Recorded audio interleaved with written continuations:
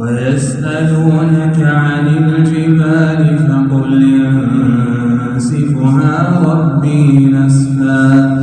اور لوگ تم سے پہاڑوں کے بارے میں پوچھتے ہیں کہ قیامت میں ان کا کیا بنے گا؟ جواب میں کہہ دو کہ میرا پروردگار ان کو دھول کی طرح اڑا دے گا۔ فَيَذَرُهَا قَاعًا صَفْصَفًا لَا تَرَىٰ فِيهَا عِوَجًا وَلَا أَمْتًا۔ اور زمین کو ایسا ہموار چکیل میدان بنا کر چھوڑے گا کہ اس میں تمہیں نہ کوئی بل نظر آئے گا نہ کوئی ابھار۔ يَوْمَئِذٍ يَتَّبِعُونَ الدَّاعِيَ لَا عِوَجَ لَهُ وَخَشَعَتِ الْأَصْوَاتُ لِلرَّحْمَٰنِ فَلَا تَسْمَعُ إِلَّا هَمْسًا۔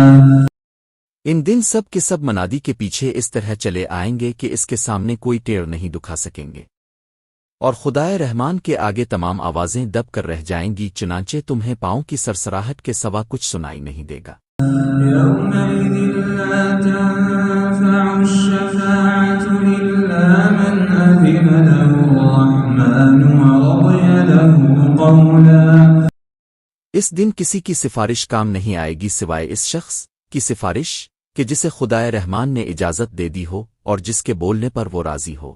يَعْلَمُ مَا بَيْنَ أَيْدِيهِمْ وَمَا خَلْفَهُمْ وَلَا يُحِيطُونَ بِهِ عِلْمًا۔ وہ لوگوں کی ساری اگلی پچھلی باتوں کو جانتا ہے اور وہ اس کے علم کا احاطہ نہیں کر سکتے۔ وَعَنَتِ الْوُجُوهُ لِلْحَيِّ الْقَيُّومِ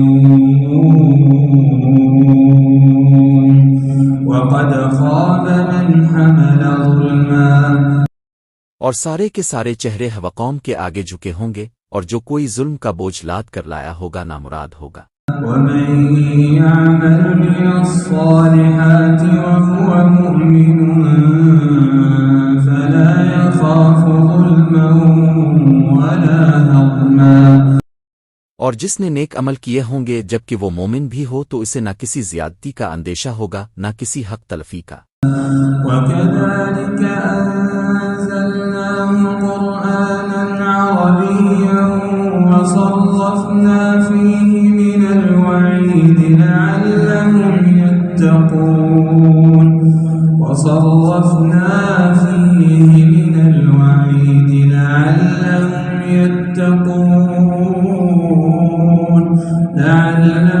يَتَّقُونَ أَوْ يُحْدِثُ لَهُمْ ذِكْرًا۔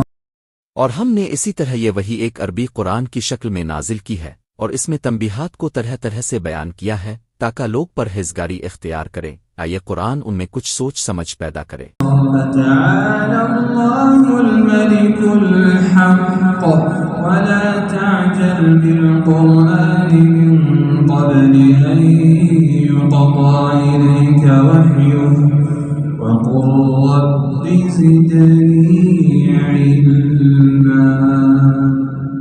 ایسی ہی اونچی شان ہے اللہ کی جو سلطنت کا حقیقی مالک ہے۔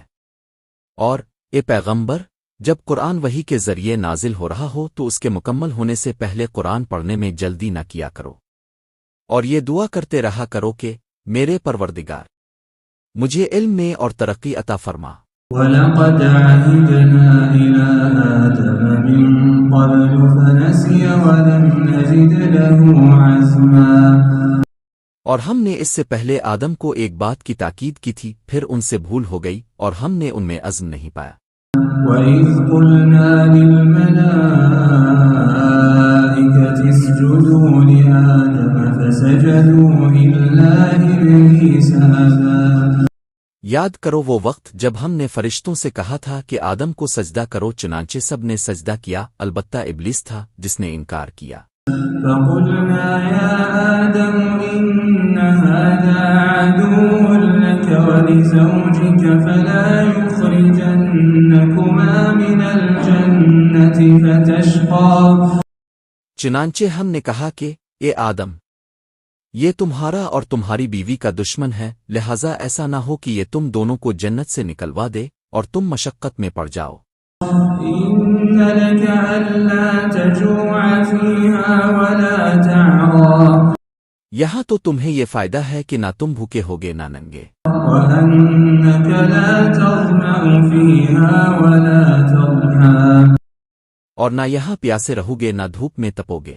فوسوس إليه الشيطان قال يا آدم هل أدلك على شجرة الخلد وملك لا يبلى۔ پھر شیطان نے ان کے دل میں وسوسہ ڈالا، کہنے لگا، اے آدم، کیا میں تمہیں ایک ایسا درخت بتاؤں جس سے جاودانی زندگی اور وہ بادشاہی حاصل ہو جاتی ہے جو کبھی پرانی نہیں پڑتی؟ فأكلا منها فبدت لهما سوآتهما وطفقا يخصفان عليهما من ورق الجنة وعصى آدم ربه فغوى۔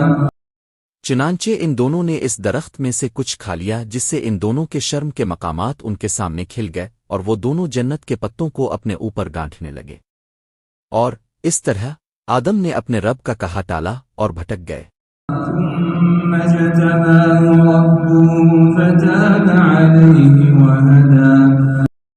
پھر ان کے رب نے انہیں چن لیا، چنانچہ ان کی توبہ قبول فرمائی اور انہیں ہدایت عطا فرمائی۔ قال اهبطا منها جميعا بعضكم لبعض عدو فإما يأتينكم مني هدى فمن اتبع هداي فلا يضل ولا يشقى۔ اللہ نے فرمایا، تم دونوں کے دونوں یہاں سے نیچے اتر جاؤ، تم ایک دوسرے کے دشمن ہوگے، پھر اگر تمہیں میری طرف سے کوئی ہدایت پہنچے تو جو کوئی میری ہدایت کی پیروی کرے گا وہ نہ گمراہ ہوگا اور نہ کسی مشکل میں گرفتار ہوگا۔ ومن أعرض عن ذكري فإن له معيشة ضنكا ونحشره يوم القيامة أعمى۔ اور جو میری نصیحت سے منہ موڑے گا تو اس کو بڑی تنگ زندگی ملے گی، اور قیامت کے دن ہم اسے اندھا کر کے اٹھائیں گے۔